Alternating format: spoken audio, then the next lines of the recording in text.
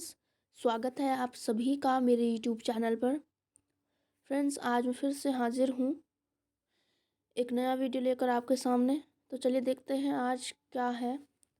आज मैं आपके लिए लाई हूँ साइंस का बोर्ड का पेपर 2016 का। इससे पहले मैंने सोशियोलॉजी के दोनों पेपर अपलोड कर दिए हैं, 2016 के और 2018 का। ठीक है, दोनों अपलोड कर दिए हैं। ये मेरे पास अवेलेबल थे, इसलिए मैंने कहा आपके सामने हाजिर करना सही रहेगा। इसलिए देखिए, ये विज्ञान का है 2016 का। तो देखिए, ये बोर्ड एग्ज़ाम का है, ये मोस्ट इम्पॉर्टेंट है। अगर आप क्लास 10th के स्टूडेंट हैं तो कई बार ये पेपर में कई बार पूछे जाते हैं यही वाले, क्योंकि रिपीट होते हैं। ठीक है, तो इसको एक बार देख लीजिए। 2016 का है ये, 2016। यहाँ पे लिखा हुआ है पूर्णांक 80। ठीक है, तो चलिए देखिए आगे को इसमें किस तरीके के क्वेश्चन है।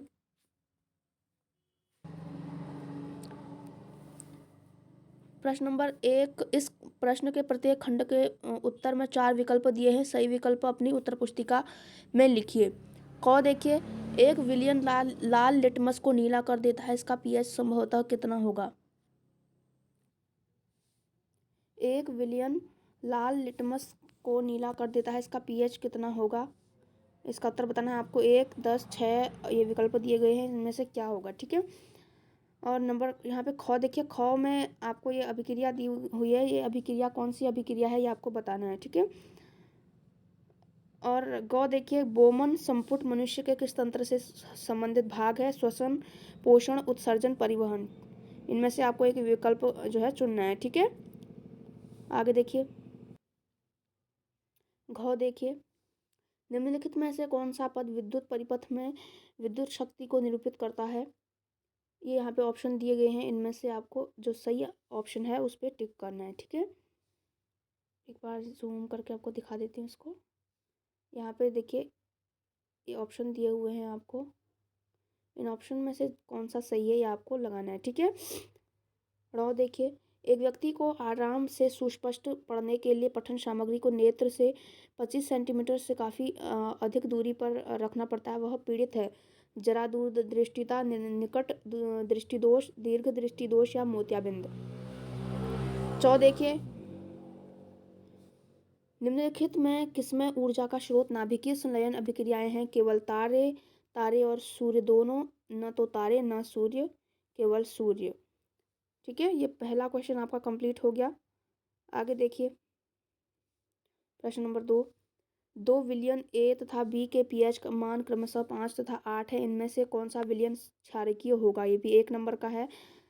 तीसरा देखिए, नर और मादा के एक एक लिंग हार्मोन्स का उदाहरण दीजिए। नर और मादा के एक एक लिंग हार्मोन का उदाहरण दीजिए। 4 है, किसी विद्युत बल्ब के तंतु में से 1.5 ए विद्युत धारा 20 मिनट तक प्रवाहित होती है। विद्युत परिपथ से प्रकाश से प्रकाशित विद्युत आवेश का परिमाण ज्ञात कीजिए। ये चौथा क्वेश्चन था आपका। पांचवा देखिए, एक अवतल लेंस की फोकस दूरी 25 सेंटीमीटर है, इस लेंस की क्षमता क्या होगी। एक अवतल लेंस की फोकस दूरी 25 सेंटीमीटर है, इस लेंस की क्षमता क्या होगी। 1 नंबर के क्वेश्चन है सब। 6 है, क्या होगा यदि हम एक पोषी स्तर के सभी जीवों को समाप्त कर दें, यानी कि मार डालें। 7 में देखिए, कठोर जल को साबुन से उपचारित करने पर झाग के निर्माण को समझाइए। 8 है, हाइड्रोजनीकरण क्या है, इसका एक औद्योगिक अनुप्रयोग लिखिए। 8वां है, हाइड्रोजनीकरण क्या है, इसका एक औद्योगिक अनुप्रयोग लिखिए। नंबर 9 है, प्रतिवर्ती क्रिया क्या है, प्रतिवर्ती क्रिया में मस्तिष्क की क्या भूमिका है। 10 है, परागण तथा निषेचन में अंतर स्पष्ट कीजिए। परागण तथा निषेचन में अंतर स्पष्ट कीजिए। 11वां है, मनुष्य में दोहरा परिसंचरण की व्याख्या कीजिए, यह क्यों आवश्यक है। मनुष्य में दोहरा परिसंचरण की व्याख्या कीजिए, यह क्यों आवश्यक है। ठीक है, आगे देखिए। 12वां है, ओम का नियम क्या है, समझाइए। ये मोस्ट इंपॉर्टेंट है, कई बार पूछा जाता है आपसे ओम का नियम। ठीक है, बार बार रिपीट होता है, बहुत ज़्यादा इंपॉर्टेंट है। ओम का नियम, किसी चालक के प्रतिरोध का किन कारकों पर निर्भर करता है। किसी चालक का प्रतिरोध किन कारकों पर निर्भर करता है। 13वां क्वेश्चन है। 13वां क्वेश्चन का क है। ठीक है, 13वें क्वेश्चन का क है। ख है, विद्युत जनित विद्युत जनित्र किस सिद्धांत पर कार्य करता है? विद्युत जनित्र किस सिद्धांत पर कार्य करता है? 14वां है प्रकाश के विक्षेपण से आप क्या समझते हैं? स्पेक्ट्रम के किस रंग का विचलन सबसे कम और किसका सबसे अधिक होता है? प्रकाश के विक्षेपण से आप क्या समझते हैं? स्पेक्ट्रम के किस रंग का विचलन सबसे कम और किसका सबसे अधिक होता है? 15 है गंगा सफाई योजना क्या है? इस किस वर्ष से प्रारंभ की गई थी? गंगा सफाई योजना क्या है? यह किस वर्ष से प्रारंभ की गई थी? ये 15वां क्वेश्चन है। 16वां देखिए, क्या होता है जब जिप्सम को 373 के पर गर्म किया जाता है? ख है शुष्क बुझे चूने पर क्लोरीन की क्रिया कराई जाती है।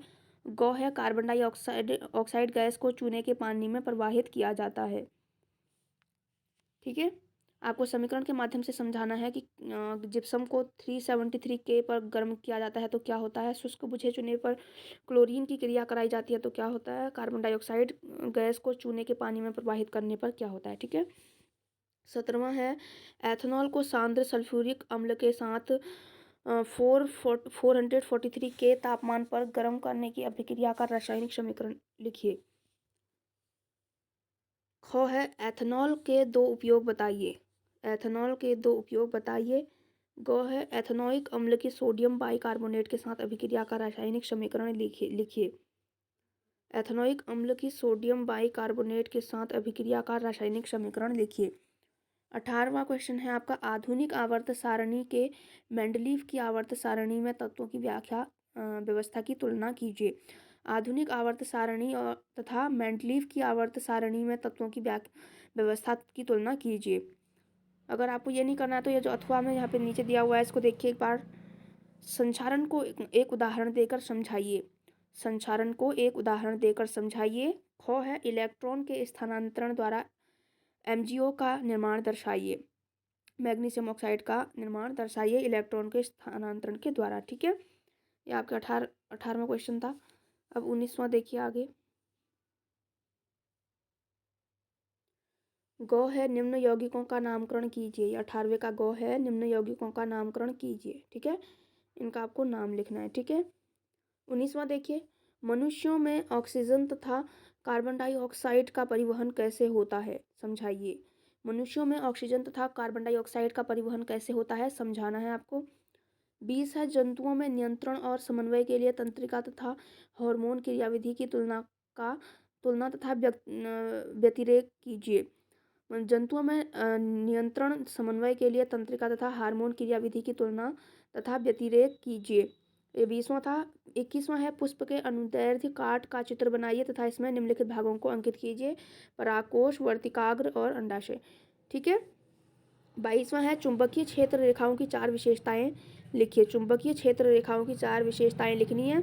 ख है 22वें का ख है एक विद्युत बल्ब पर 100 वाट 200 वाट अंकित हैं, इसका प्रतिरोध क्या होगा? एक विद्युत बल्ब पर 100 वाट 100 वाट 200 वाट अंकित हैं, इसका प्रतिरोध क्या होगा? 23वें का क देखिए स्नेल के अपवर्तन के नियम को समझाइए। स्नेल के अपवर्तन के नियम को समझाइए। 23वें का क था ये। ख है किरण आरेख की सहायता से समझाइए कि आंशिक रूप से पानी में डुबोई गई पेंसिल पानी की सतह पर मुड़ी हुई क्यों प्रतीत होती है? किरण आरेख की सहायता से समझाइए कि आंशिक रूप से पानी में डुबोई गई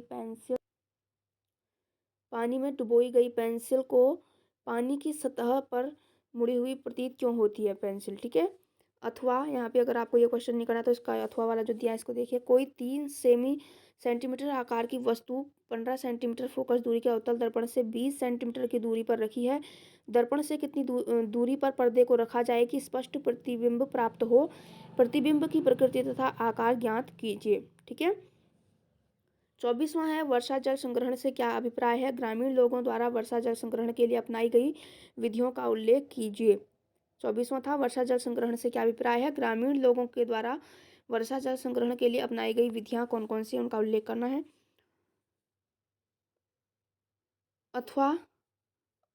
अथवा में दिया गया है पारितंत्र में अपमार्जकों की क्या भूमिका है? पारितंत्र में अपमार्जकों की क्या भूमिका है? आगे देखिए। ख है ओजोन क्या है तथा यह किस पारितंत्र को प्रकार प्रभावित करती है? ओजोन क्या है तथा यह किसी पारितंत्र को किस प्रकार प्रभावित करती है? ये ख था 24वें का। ठीक है, 25वां देखिए, 25वें का क है, किसी पदार्थ x के विलयन का उपयोग सफेदी करने के लिए होता है। ठीक है, ये 25 के क है, किसी पदार्थ x के विलयन का उपयोग सफेदी करने के लिए होता है। पदार्थ x का नाम तथा इसका सूत्र लिखिए। पदार्थ x का नाम तथा इसका सूत्र लिखिए। सेकंड है, उपरोक्त पदार्थ x की जल के साथ अभिक्रिया लिखिए। 25 का ख है, वियोजन अभिक्रिया को संयोजन अभिक्रिया के विपरीत क्यों कहा जाता है? इन अभिक्रियाओं के लिए एक एक समीकरण लिखिए। इन अभिक्रियाओं के लिए समीकरण लिखिए। ठीक है, वियोजन अभिक्रिया को संयोजन अभिक्रिया के विपरीत क्यों कहा जाता है? इन अभिक्रियाओं के लिए समीकरण लिखिए। 26वां देखिए, ऑक्सीजन अभिक्रिया क्या है? एक उदाहरण देकर समझाइए। ऑक्सीकरण अभिक्रिया क्या है? एक उदाहरण देकर समझाइए। ख है, निम्न पदों को परिभाषित कीजिए। अयस्क, निम्न पदों को परिभाषित कीजिए। अयस्क, गैंग, खनिज। ये 26वें का ख था। अगर ये आपको ये नहीं करना तो आप ये जो अथवा वाला है इसको भी कर सकते हैं। ऑक्सीजन परमाणु क्रमांक 8 तथा सल्फर परमाणु क्रमांक 16 आवर्त सारणी के समूह 16 के तत्व हैं। इन दोनों तत्वों के इलेक्ट्रॉनिक विन्यास लिखिए। इनमें से कौन सा तत्व अधिक ऋण विद्युत होगा और क्यों? अथवा वाला था आपका। 27वां है, 27वें का क है, हमारे आमाशय में अम्ल की क्या भूमिका है? हमारे आमाशय में अम्ल की क्या भूमिका है? ख है, आयोडीन युक्त नमक के उपयोग की सलाह क्यों दी जाती है? आयोडीन युक्त नमक के उपयोग की सलाह क्यों दी जाती है? ग है, पादप में भोजन का स्थानांतरण कैसे होता है? पादप में भोजन का स्थानांतरण कैसे होता है? अथवा देखिए, अगर आपको इसमें से नहीं करना तो अथवा वाला देखिए। क, पचे हुए भोजन को अवशोषित करने के लिए क्षुद्रांत को कैसे अभिकल्पित किया गया है? पचे हुए भोजन को अवशोषित करने के लिए क्षुद्रांत को कैसे अभिकल्पित किया गया है? ख है, मानव पाचन तंत्र का चित्र बनाइए तथा इसमें निम्न भागों को अंकित कीजिए या प्रदर्शित कीजिए। ठीक है, आमाशय, यकृत, अग्नाशय, पाचन तंत्र का चित्र बनाना है आपको। आगे देखिए,